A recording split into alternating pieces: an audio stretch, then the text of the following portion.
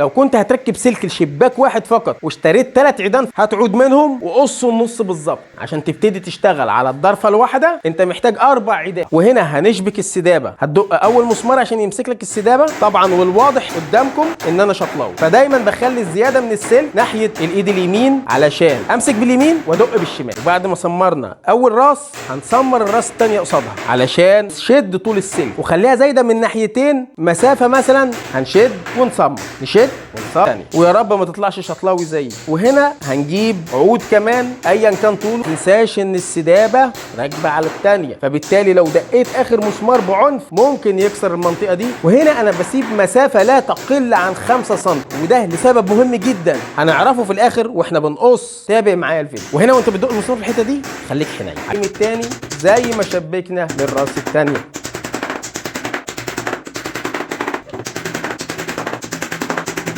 وبعد ما سمرنا السلك بالطريقه دي عايزكم بصوا تركزوا بقى معايا سنه في الحته دي، وزي ما بيقولوا هنا مربط الفرس. ازاي هتقطع بعد ما سمرت زاويه 45 زي المحترفين وتطلع القطعيه مظبوطه؟ اكيد هتقطع السلك وانت بتقص، وده المطلوب. سمعتك وانت بتشتم، واكيد مش هسيبك تقطع السلك من غير ما اديك الحل. ولكن قبل ما تقطع شوف نفسك الاول هتقطع بايه. كل ما كان السلاح اللي هتقطع بيه سنه رفيع وناعم كل ما كان احسن. يعني لو ما عندكش حاجه اسمها سحقه فانت الافضل لك والاوفر لك صفيحه منشار حديد. وما تنساش ان حتى صفيحه المنشار الحديد ليها اتجاه في السنون، فحاول تخلي اتجاه السن لقدام عشان يسهل عليك في القطعيه. وهنا انا مش عايز استسهل واجيب السحقه او اجيب يد للمنشار، ولكن انا بحاول اوريك بشكل عملي ازاي ممكن بصفيحه منشار بسيطه جدا وقديمه زي ما انت شايف ممكن اشتغل بيها. بس انت لو هتعورك ومش هتعرف تمسكها كويس لف مكان مسكه المنشار حته قماش. وهنا اي حد فيكم كمبتدئ هيقول لي انا كده هقطع السلك ده، انا هشنيره. بص كده دي حته صنفره ايا كان اللي عندك، ممكن تكون قطعه صنفره، ممكن تكون قطعه كونتر او ابلكاش، بس ما تزيدش عن مثلا 2 3 مللي. بترفع السدايب بايد وتزق الصنفره بالايد الثانيه وبعدين نقطع، وعلى قد ما تقدر خلي ايدك عدل. تمام كده يا اسطى؟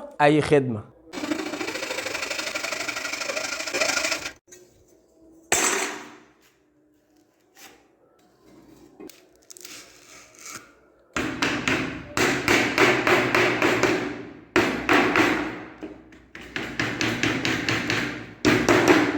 هنجمع زي ما انتم شايفين. وهنا بعد ما ظبطت معاك القطعيه هنسمر اخر مسمارين لكل زاويه قطعناها، ولما تتاكد ان السلك مشدود صح ابدا قص الزوايا.